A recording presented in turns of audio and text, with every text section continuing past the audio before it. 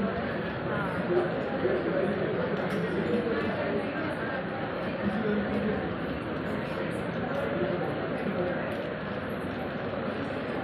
everyone. My name is Arvind and I am honored to delivering a lecture on criminal law. I am sure most of you are interested in. I am going to start with a story because I believe in applied legal education. And since I believe in applied legal education, and once I am done explaining the concept to you, it is you all that would be telling me what would be the answer for this. Actually, it's a real-time case study. So what happens, there is this hospital, and in that hospital there is one particular room 201. Now that room is an ICU. Now on every Saturday, whichsoever patient is in that particular room occupying the ICU, precisely at about 11 o'clock sharp, that person would die. This goes on for 2 weeks. That is 2 Saturdays, something of that sort happened. And on the 3rd Saturday also something of that sort happened. Now doctors are very scientific people. They don't believe in all these supernatural things. But in every community you happen to have one such person who believes in such a thing. Now Friday, as we all know, is an auspicious day.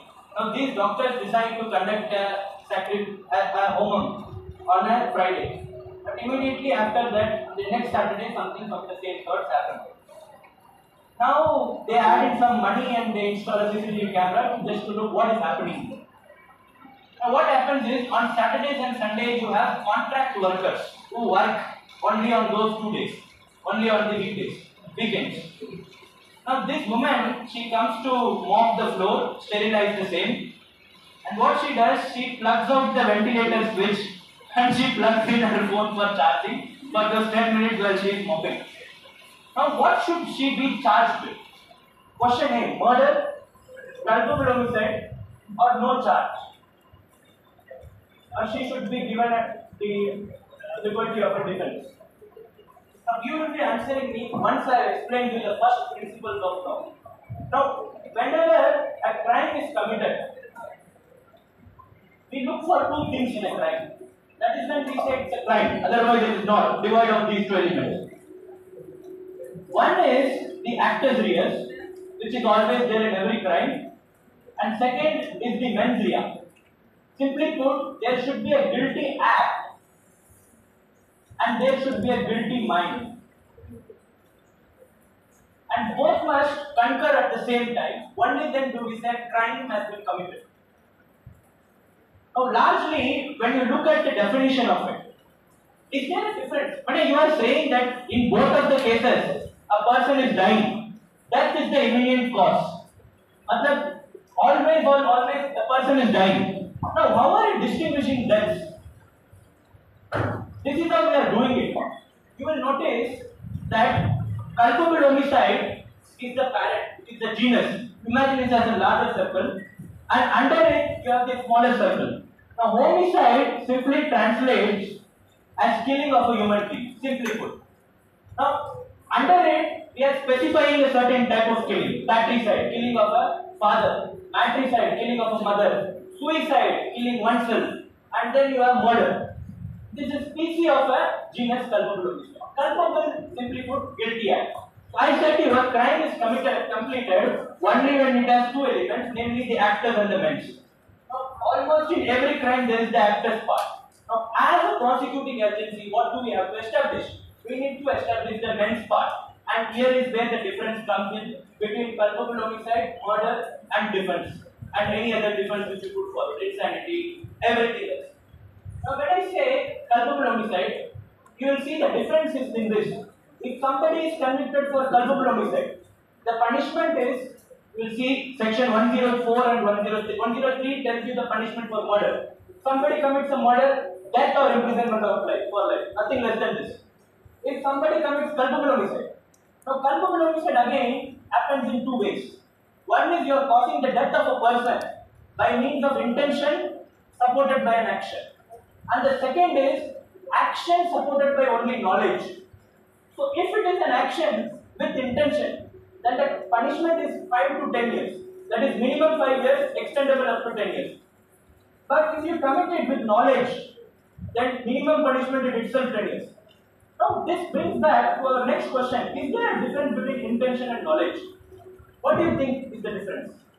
Intention, simply put, is a desire to do any act. Knowledge is your awareness of what would happen if I do that act. It's the awareness of the consequence.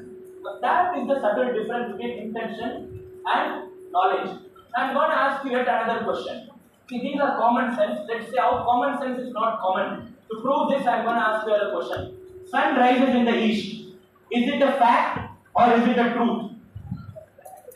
How many of you say it's a fact? How many of you say it's a truth? Okay, see, I'll give you a reasoning. It's a fact and not a truth. The reason is sun never rises. It is the earth that goes about the sun. Now in law, we are concerned with not truth. Let me tell you. You all are in the division that in the courts we discover what is the truth. So we are concerned with just fact. Now a fact is defined under section 2 clause F of the Bharatiya Nyaya as anything, any state of thing, any manner of thing being capable of perceived by the senses. I can see you all, it's a fact. I can hear you all, it's a fact. The truth we are not concerned with. We are just concerned with what we saw, what we heard. What is the underlying this is not a matter of just judicial inquiry. Something you need to understand. Now let me take you through the actual section of culpable homicide. Once read it, I expect that you all will understand the same. I'm going to display the section to you. It says, whoever causes death by doing an act, simply put, we'll divide it into 3 columns. The first instance, you have an act followed by intention, and death is always happening. The second instance, you have an act, but here the intention is not to cause death. The intention is just to cause a bodily injury, not death. Again, if I have an intention not to cause your death, but just to inflict a bodily injury. And now death is not a probable cause, but only a likely cause. But death occurs. Probability of death is likelihood of death. Now again, there is act. Now that act is seconded by knowledge, and death which occurs is again likely. This for you is culpable homicide. I'm going to give you a few examples that are illustrate. Suppose there is a person who covers a pit. He digs up a pit, covers it with grass, and one of the person walks by and falls into the pit and dies. Now this is a classic case of culpable homicide, because there is a likelihood whether the person falling in will die or not die. The second scenario is, I know my enemy to be behind a bush, but man doesn't know that he is behind the bush. Now I provoke man to shoot at the bush, and as a consequence of it, my enemy dies. Now what is the liability of man here? Will she be punished? No, law says otherwise. Law says no. Again, apply the first principle, simple. You actors react plus mens react. It's not or. Man did an act. It's a guilty act. Person died. But whether she had the mens, did she even know who was there? She won't be punished at all. Who will be punished? I, because I used her as a tool, medium to commit the offense. Again, another interesting example. Now, what is not a culpable homicide? This is very important, because this is a very clear definition. Now, A is shooting at a hen. Suppose a person, I am A, man has certain hens, I want to eat chicken. So my intention is just to kill that hen, that chicken, and consume it for dinner.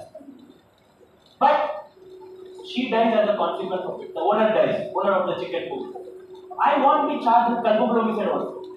Now the reason again is that I did an act, but the intention has to be specific.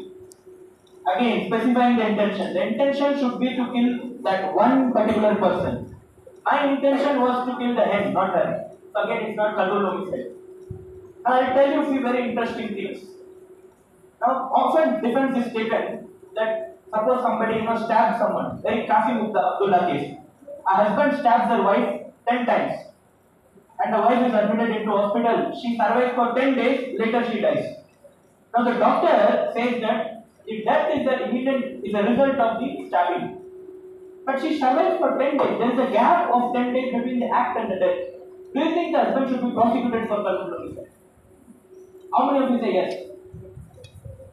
Yes, he will be prosecuted because the section itself clearly says that if you resorted to proper remedies in the right time, doctors say, right, had he been brought 5 minutes early, we could have saved him. That's not a defense for you to take. So even there was a lapse of 10 days, the husband was prosecuted for murder, for culpable homicide. Now we'll go back to yet another interesting thing. Suppose a woman is carrying a child in her womb, and a person kills that child while the child is in womb. Is it culpable homicide? It's not homicide because the child is not human yet. But interestingly, the law says, read that section. Even if a part of the body of the child is brought forward, even a small part of his body, read this section, then it will amount to culpable homicide. Now let's go to murder. Now murder, different. See, wordings are very same, but murder is different because of the specificity of the intention. I said there are two ways to commit death. One is you perform an act and straight away the person is killed. I shoot her, clear intention, no doubt, it is clear case of murder. Now I cause a bodily injury. Now that bodily injury causes the murder, indirect route. Now it is murder. How? When it becomes a murder is, I'll give an example. There is a person, there are two friends, they go to a doctor. So the doctor says, amidst the friends present, that if you hit him even with slight intensity in the spleen area, the person is bound to die. Now his friend punches him and he dies. Now the law says that the injury cause should be sufficient in the ordinary course of business to cause death. Now you tell me, if I punch someone, in the ordinary course of business, ordinarily should death be caused? Should not be caused, right? But again it says yet another thing. He causes the injury, such bodily injury, as the offender knows likely. Here, the offender is very much, offender knows that, okay, at two scenarios, had it been a third person hitting in the same spot, it's not murder. But since the offender knows, if I cause him this, beat him here, he's dead. Famous case again, there was a certain old age ashram. Many people heart attack patients were there. Everybody knew the information. Certain people were playing loud music. As a result of it, two senior citizens died. It was just for murder.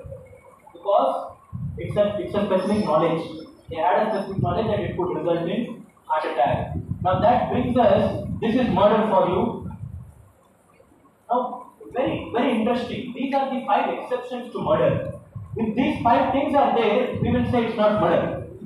That is, out of pure, grave and sudden provocation, you cause the death of someone. It is not murder. Again, there is an exception here. The exception is this, that suppose, who gives me provocation? I have to kill that person. Now, father is provoking me. As a result, I kill his child.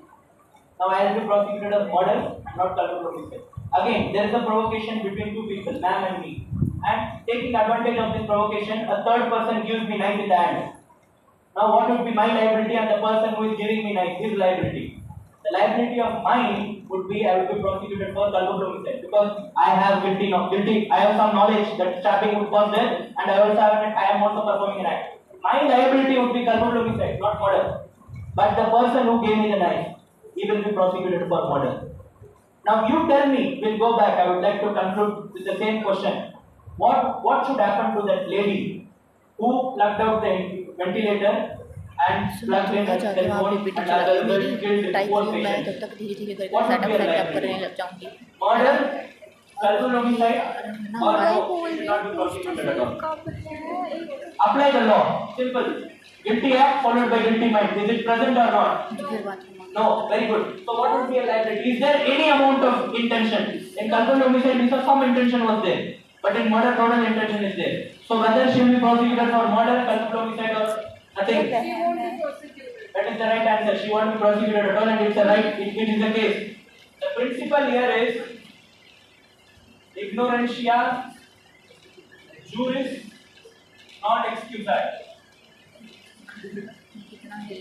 Ignorantia plain means or, and ignorantia facti excusat.